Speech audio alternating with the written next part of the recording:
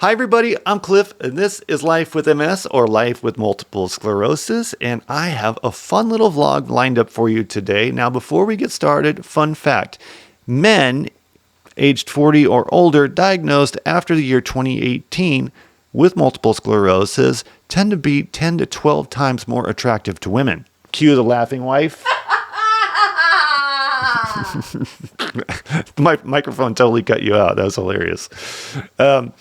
Okay, so yeah, nope, not true. That's a myth. And on that myth, we're going to go over the top 10 myths that I found that the community, global community as the world sees about people with multiple sclerosis. Now, we know, having multiple sclerosis, that a lot of these myths are ones we've heard before, and they're just plain outright silly, but some of them require a little bit of education. So let's hop right into it. What do we think is number one? Well, I have my list here.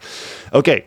Myth number one is MS only affects mobility. Well, we know that's not true. But, where was I? What was I saying? No, we know that MS does not just affect mobility. It affects, motor symptoms, but also sensory symptoms, which include things like eyes, the ability to feel, cognitive issues, which I love. Those are some of my favorites, like, forgetting my neighbor's name that I see every single day. That's fun. And emotional symptoms. And we talked about the pseudobulbar effect before. If you don't know what that is, that's like the inability to regulate your emotional status at any one time. So, for example, I tend to laugh when I should be crying. And I tend to cry when I should be laughing. And sometimes I laugh or cry for no reason at all.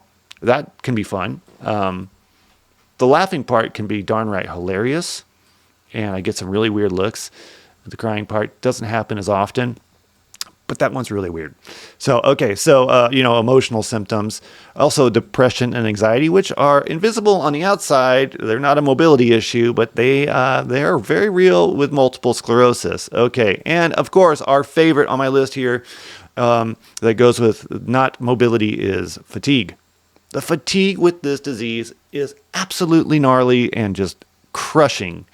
And I have yet to meet a person diagnosed with multiple sclerosis that doesn't complain about the fatigue part of it. Some people say, well, there are symptoms that some people have and some people don't, but the fatigue seems to be across the board. Now, the severity of the fatigue from person to person can vary greatly. And then there are those of us that are just lazy. Yeah, we're just lazy. Yeah. Well, see other episodes for that. I make a mockery of that too. Okay, so that was number one, mobility issues. Number two, MS is a terminal disease. No, we die with it, not from it. Though not too long ago, people were dying from it, but that was mainly due, from my understanding, to comorbidities like infections, like pneumonia and stuff like that. Things that happen from a lack of mobility. Ooh, and number three, well, if you have MS, you're going to need a wheelchair. Not true. You're not going to need a wheelchair if you have MS, though I do know a lot of people that have wheelchairs because they have MS. Not every single person does. MS affects people very differently. I have a lot of friends that have basically just brain issues with their multiple sclerosis, where I have a lot of spine issues.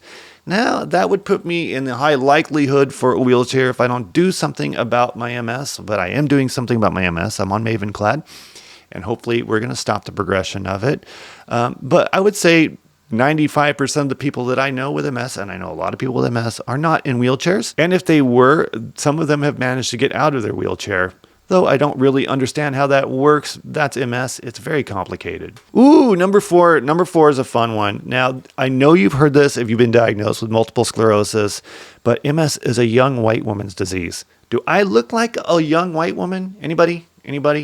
I'm probably the ugliest young white woman you've ever seen because I am not a woman and I'm not that young. But I have MS, and I know other people that have MS that are not young white women. So what's going on there? Yeah. Now, and just to nerd out on this a little bit, there was a study done in 2022 where they looked at 2.6 million Americans. And what they found was the rates of multiple sclerosis in white women were almost very similar to the rates of multiple sclerosis in black women. So As we get better diagnostic criteria, I would expect us to see that change. So it's not just a young white woman's disease anymore. It might have been, but because there's better access to diagnosis and healthcare at this point, I wouldn't be surprised if it's no longer a young white woman's disease. So young white women, you're going to have to find something else to make your own, because multiple sclerosis is just not going to be it. Oh, number 5. This is one of my favorites. Multiple sclerosis is contagious or directly inherited condition. Really, guys? It's just MS. Now, I'm on the fence about this one, even though the science says it is not contagious and it is not an inherited condition. I found that there are several people on one side of my family that we didn't know have MS until we followed up with them after my MS diagnosis, and it turns out they do have MS. Now, a lot of those relatives are in Northern Europe, and we do know that there is a high rate of MS in Northern Europe. So by descent, I am Northern European. Unsurprisingly, I seem to have MS, so maybe there's something there. But the scientific method has told us there's only like a 2.5 or 5% chance that our offspring are going to have multiple sclerosis too. So I don't think it's any more contagious than, say, zombieism. Myth number 6, there's no effective treatment for MS. Well, there is multiple effective treatments for MS. I think almost upwards of 30 now, which is crazy, 18 within the last decade. But a treatment is not a cure. They're working on a cure, and we're also working on remyelination, which would allow us to gain some of the mobility and other sensory issues back that we had before we had really bad MS. So the effective treatments are a class of drugs called DMDs, or disease-modifying drugs, and those are followed by disease-modifying therapies. Those are kind of interchangeable terms. And there's a lot of them out there now. So while there's no effective cure, there are effective treatments. And, I've taken Ocrevus, which is one of them. I've taken Kesimpta, which is one of them. And now I'm on Mavenclad. The first two were effective at stopping the progression, but the side effects were too gnarly. And I'm working on the third one here, which is Mavenclad. The side effects don't seem to be too gnarly, but will they stop the multiple sclerosis? The jury is out on that one, and you will be sure to know about that as my journey continues. Myth number 7. Now, I hear this one more often than I should, and that is people with MS should avoid exercise and active lifestyles. Here's what I have to say about that based on my own experience. We should avoid over-exercising and over-active lifestyles. Exercising and active lifestyles are a form of stress on the body, and MS really seems to do well in a stressed out body in terms of progressing. And what we've learned in the last 10 years about exercise and physical movement with multiple sclerosis is it's hugely beneficial if it's done in the right way. And it's done in the right way for each individual in a different way because MS affects everybody differently. But I'm here to say that hopping on a bike or lifting a couple of light weights really makes me feel a lot better. So yeah, I don't think people should avoid exercise or active lifestyles. That would definitely be a myth. And according to the science, that is definitely a myth.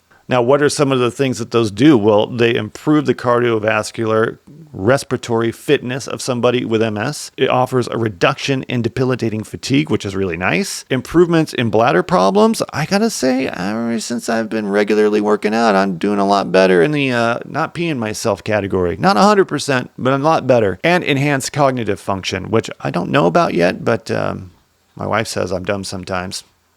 I'm not sure that's related to MS. All right, let's move on to myth number 8. Women, you better listen.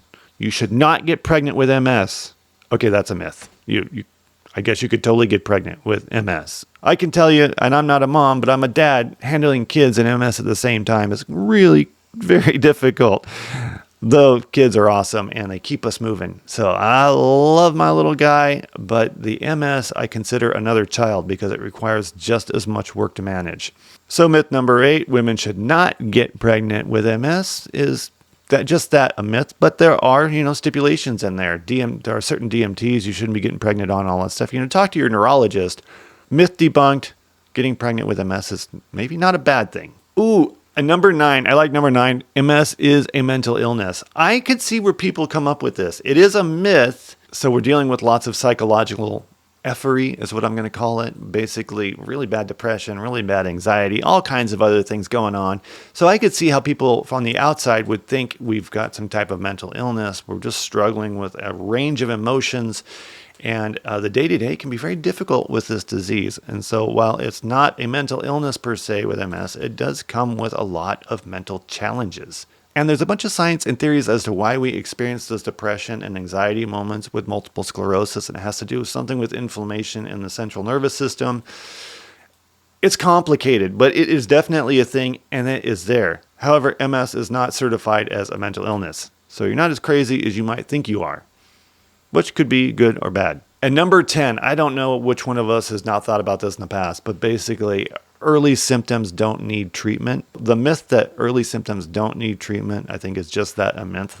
The science clearly points out that the quicker you react to your situation and start treating your multiple sclerosis, the less damage it can do in its disease course. So that's it. Those are the top 10 myths that are out there. I'm sure there are many more. What's the craziest myth you've heard of? Or one of these, pick one of these off the list and tell us which one you hear the most.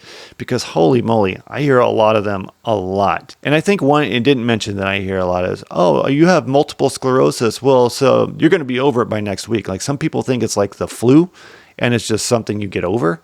And obviously they don't really understand that it's a chronic lifelong condition.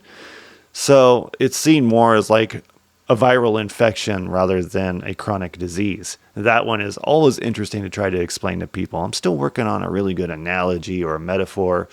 Do you have one? Anyway, I'm Cliff. This is Life with MS. Thank you so much for watching. Click like and subscribe and share if you found this helpful. And also comment below. I always love to hear from you guys. I have one last request if you made it this far. I'm thinking about doing a weekly live show. Comment below on when you would like to see those live shows. I want to do them at the same time every week. I'm thinking like in the evening at some point, maybe on Thursday or Wednesday. But I'm putting that out there to the community to see, because we did a live show recently. People really enjoyed it. And I did it kind of unannounced. And I'm thinking if we do it more regularly that, there's more benefit from it. But it's really great to have an interaction with all of you and to be able to talk to you in real time and answer questions or bring up questions and get answers from the community. So comment below if you have a time that works for you. And I'm on the East Coast here, so whatever time you put down there, think about that. I'm Cliff. This is Life with MS. And I appreciate you all. I'll talk to you soon.